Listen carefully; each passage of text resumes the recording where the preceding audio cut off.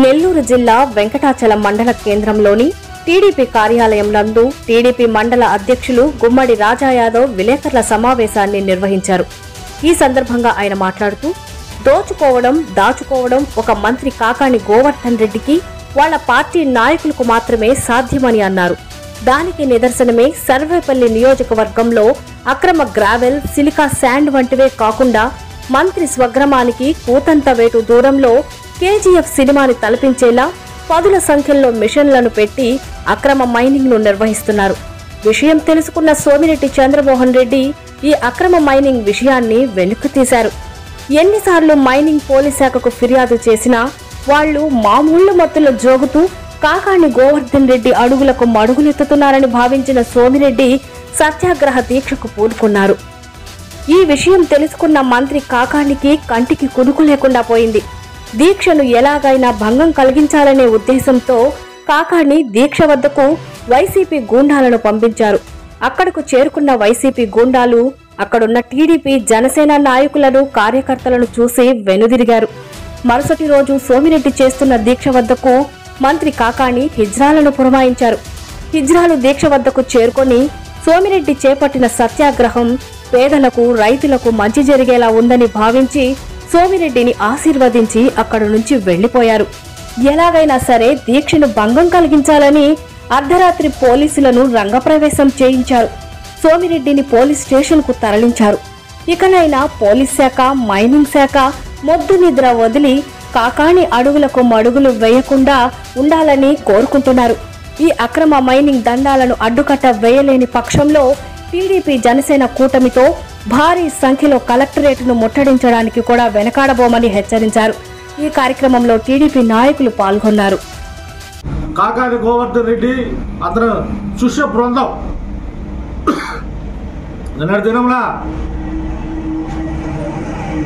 మందల వెంకటశేషయ్య, సురేంద్రబాబు ఇంకా కొంతమంది కాకాణి అనుచరులు మాట్లాడుతూ, మీడియా మిత్రులతో మాట్లాడుతూ కలుపురు చెరువులో మట్టిత్తింది సోమిరెడ్డి చంద్రమోహన్ రెడ్డి అంట.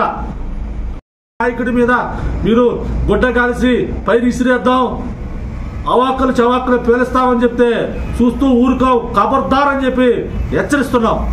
ఎనలేని ప్రజా స్పందన చూసి ఎక్కడ మన పరపతి తగ్గిపోతుందో, ఎక్కడ మన అవినీతి సంపద తగ్గిపోతుందని చెప్పి ఒక కుట్రపూరితంగా కొంతమంది రౌడీలను పంపించడం జరిగింది. అక్కడ పసుపు సైనికులు తిరగబడటం వల్ల మొదటి రోజు వెళ్ళిపోవడం జరిగింది ఆ రౌడీలు. తర్వాత మూడో రోజు ఏదో విధంగా చంద్రమోహన్ రెడ్డి గారిని అక్కడి నుంచి ఆ సత్యాగ్రహాన్ని నుంచి లేపేయాలని చెప్పి ఒక దురుద్దేశంతో వైసీపీ పార్టీలో మగోళ్ళు లేరు, మగోళ్ళు కరువు అయిపోయారు వైసీపీ పార్టీలో. మా అక్క చెల్లెళ్ళు, మా అన్నదమ్ములైనటువంటి ఇజ్రాయలని వాడుకున్నారు. వాళ్ళకి తెలియదు అక్కడ జరుగుతున్నటువంటి ఈ అవినీతి తెలీదు, అక్కడ చేస్తున్న సత్యాగ్రహం చేస్తున్నటువంటి నాయకుడు తెలీదు. పాపం వాళ్ళు వచ్చారు, అక్కడ పరిస్థితిని గమనించారు. అక్కడ సత్యాగ్రహం చేస్తున్నటువంటి, అవినీతి మీద పోరాడుతున్నటువంటి నాయకుడు సోమిరెడ్డి చంద్రమోహన్ రెడ్డి గారు అని చెప్పి తెలుసుకొని ఆయన ఆశీర్వదించి వెళ్ళిపోయారు. కానీ కాకాణి అండ్ బ్యాచ్ ఈ అవినీతి సామ్రాజ్యాన్ని వెళ్తున్నటువంటి కాకాణి అండ్ బ్యాచ్ పోలీసుల సహకారంతో అప్పటికే పొదలకూరు సుగ్రపేట దగ్గర పోలీసులు పహరా కాయటం జరిగింది.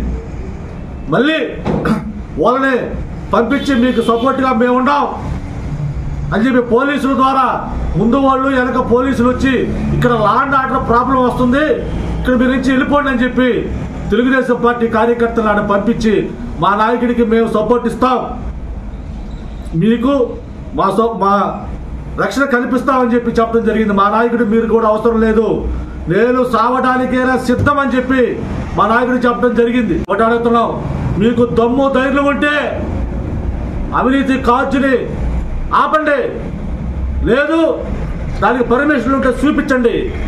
అంతేగాని ఎటువంటి ఆధారాలు ఎటువంటి పర్మిషన్ లేకుండా మీరు అవినీతి సంపాదన చేసుకుంటూ మా నాయకుడి మీద మీ పార్టీలో మగోళ్ళు లేనట్టుగా మా నాయకుడి మీద బుడచల్తారా అని చెప్పి మేము అడుగుతా ఉన్నాం. ఒకటే చెప్తున్నాం, ఏదైనా మచ్చలేని నాయకుడు ఎవరంటే ఒక్కడే ఒక్కడు సోమిరెడ్డి చంద్రమోహన్ రెడ్డి గారు. మీరు చెప్పే మాటలు ఎలా ఉన్నాయంటే వినేవాడు